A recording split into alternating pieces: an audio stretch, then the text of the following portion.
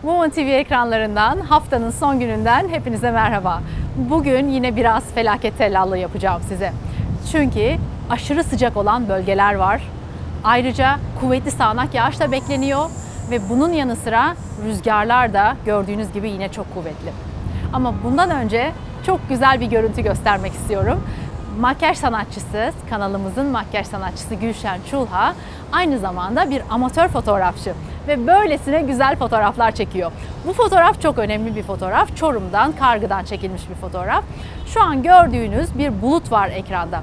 Bu bulut işte biraz daha kalınlaşırsa eğer, bu da nasıl olabilir? Yer biraz daha nemli ve biraz daha sıcaksa eğer, bulut daha da fazla kalınlaşmak için ortam bulur. İşte bu bulut biraz daha kalınlaşırsa bu son günlerde ortaya çıkan yağışları meydana getiren bulutu görmüş olursunuz. Bu bulutun yer seviyesiyle tavan seviyesi yani en tepe noktası arasındaki yükseklik farkı 5000 metreye kadar çıkabilir. Düşey gelişimli diye adlandırdığımız bu bulutlar işte bu bulutlar aslında. Ve en yükseği bu bulutların Hawaii'de gözlenmiş zamanında 16 kilometreye kadar ulaşmış oradaki bulutun yüksekliği. Bizde o kadar fazla yükselmedi bugüne kadar. Ancak bizde de yine bu şimşekleri, sağanak yağmurları oluşturan bulutlar 5000 metreye kadar ulaştı. Bugünlerde de yine bu bulutları görebileceğiniz mekanlar var ve hatta bu bulutlar şimşek de oluşturabilir bugünlerde. Şimdi meteorolojiye dönüp hangi bölgelerde bu bulutlardan görebilirsiniz ona bakalım. Bugün kuvvetli sağanak yağışın beklendiği bölgeler Kastamonu bölgesinde sel olma ihtimali var. Bugün lütfen dikkat edin. Artvin, Rize, Trabzon'da yine çok kuvvetli sağanak yağışlar sele sebep olabilir. Ve ayrıca Ağrı'da çok dikkat edin lütfen. Ağrı'da da birkaç gündür biliyorsunuz sağanak yağmur devam ediyordu. Bugün de yine sağanak yağmur bekleniyor ve bu bölgede de sel olma tehlikesiyle karşı karşıya kalabilirsiniz. Ve İstanbul'da özellikle bugün Anadolu yakasında hafif bir yağış geçişi olabilir. İstanbul'da sel ihtimali yok. Hatta İstanbul'da bu hafif yağış geçişi sizi biraz serinletebilir. Ve aşırı sıcak olan bölgeler. Aşırı sıcak olan bölgeler arasında Ege bölgesi başta geliyor. Güneydoğu Anadolu bölgesinde ve Doğu Anadolu bölgesinde özellikle Tunceli ve Bingöl taraflarında sıcaklıklar 35 derecenin üzerine çıkabilir. Bu sadece ölçülen sıcaklık, bunu unutmuyoruz. Hissedilen sıcaklık biraz daha artabilir. Dolayısıyla neye dikkat edeceğiz? Bugünlerde az önce saydığım bölgelerdeki yaşlı ve çocuk izleyicilerimiz bugün iç mekanlarda kalmaya özen göstersinler lütfen. Şimdi ultraviyole indekse biraz bakalım. Kuvvetli sıcaklıklardan bahsetmişken tabii ki ultraviyole indeks haritasında gördüğünüz gibi oldukça kuvvetli bir güneş radyasyonuyla karşı karşıyayız bugün. Kuzey Ege tarafına bakar mısınız lütfen? Trakya'da, İstanbul'da, Marmara bölgesinde ve Karadeniz'de bugün ultraviyole indeks değerinin 8 olduğunu görmektesiniz. Bu kırmızı renk bize değerin 8 olduğunu anlatmakta. Ege'nin orta kesimlerine ve Güney Ege'de ise biraz daha koyu bir kırmızı renk var. Akdeniz'e bakar mısınız lütfen? İç Anadolu bölgesinde de yine aynı şekilde ve Güneydoğu Anadolu bölgesinde de koyu kırmızı bir renkle karşı karşıyasınız. İşte bu bölgelerde ultraviyole indeks değeri 9 hatta 10'a bile varabilir. Bu bölgelerde oturan izleyicilerimiz lütfen güneşten korumayı asla ihmal etmesinler. Mümkünse eğer güneş kremlerini sürsünler ve gözlük varsa elinizde ya da temin edebiliyorsunuz bir gözlük mutlaka kullanın. Şapkanızı da takmayı unutmayın lütfen. Ve gelelim şimdi rüzgarlara. Rüzgarlar farkındaysanız Marmara bölgesinde oldukça kuvvetli. Ben de şu anda kuvvetli bir rüzgara maruz kalmaktayım.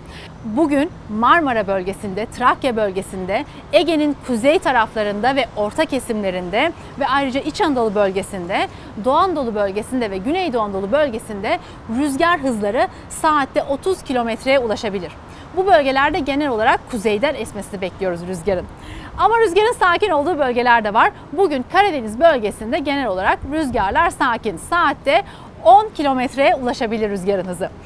Güney Ege'de de yine rüzgarlar sakin. Tatilde olan izleyicilerimiz biraz rahatlayacaklar bugünlerde. Ama rahatlayacaklar derken tabii sahilde olanlar da serinleyemeyecekler maalesef. Antalya'da da yine aynı şekilde rüzgarlar maalesef saatte 10 kilometrenin üzerine çıkmayacak. Denizlere bakalım. Denizlerde rüzgarlar bugün biraz kuvvetli. Aynen dün olduğu gibi devam ediyor aslında. İstanbul Boğazı'nda ve bugün Çanakkale Boğazı'nda kuzeydoğudan esen rüzgarın hızı saatte 30 kilometreye ulaşabilir. Bunun yanı sıra Ege'de, Ege'nin orta kesimlerinde özellikle rüzgar hızı saatte 40-50 kilometre arasında. Bu rüzgar kuzeybatıdan esecek. Bu denizcilerimiz için çok önemli bir bilgi, biliyorum tabii ki. Ve Akdeniz'de bugün rüzgarın batıdan esmesini bekliyoruz. Bu batıdan esen rüzgarın hızı da saatte yine 30 kilometreye kadar ulaşabilir. Karadeniz'de ise özellikle Karadeniz'in açıklarında kuzeyden esen rüzgarın hızı saatte 30 kilometreye kadar ulaşabilir. Şimdi gelelim 3 büyük ilde durum ne? İstanbul'da rüzgarlı bir hava var, farkındasınız zaten. Rüzgar hızı saatte 30 kilometreye kadar ulaşabilir. Peki ya sıcaklık acaba ne durumda? Sıcaklık bugün İstanbul'da 31 derece. Bunun ölçülen sıcaklık olduğunu unutmuyoruz. Ölçülen en yüksek sıcaklığı her zaman söylüyorum size. Ölçülen sıcaklık buysa acaba hissedilen sıcaklık ne kadar diyeceksiniz? Hissedilen sıcaklık bugün 40 derecenin üzerine çıkabilir. İstanbul'da bugün nem %81 ve bunun yanı sıra ortalama sıcaklıkta 28 derece olarak kaydedilmiş.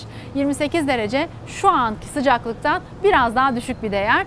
Dolayısıyla ne anlıyoruz? Bugünlerde İstanbul'da mevsim normallerinin üzerinde bir sıcaklık yaşamaktayız.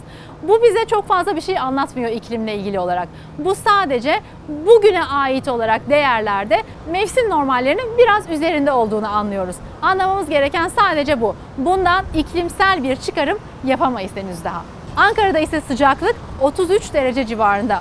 Ankara'da ortalama sıcaklık 28 derece olarak hesaplanmış. Dolayısıyla bugün için Ankara'da da yine mevsim normallerinin üzerinde bir sıcaklık değeriyle karşı karşıya kalabilirsiniz. Peki hissedilen sıcaklık ne kadar? Önce nemi söyleyeyim. Nem %62. Hissedilen sıcaklık da bugün için 35 derecenin üzerine çıkabilir Ankara'da. Ultraviyole indeks değerinin de 9 civarında olduğunu unutmayın ve güneşten mutlaka korunun. İzmir'de bakalım durum ne? İzmir'de bugün sıcaklık 37 dereceye kadar çıkabilir. Nem değeri de %62 ve dolayısıyla hissedilen sıcaklık da bugün İzmir'de 35 derecenin üzerine çıkabilir yine. Rüzgar ise bugün İzmir'de saatte 30 kilometreye kadar varabilir. Dolayısıyla İzmir'de sahildeyseniz eğer güneşin etkisini biraz daha az hissedebilirsiniz. Keyfiniz bol, sağlığınız yerinde olsun. Dilediğiniz günler hep sizinle olsun. Hoşça kalın.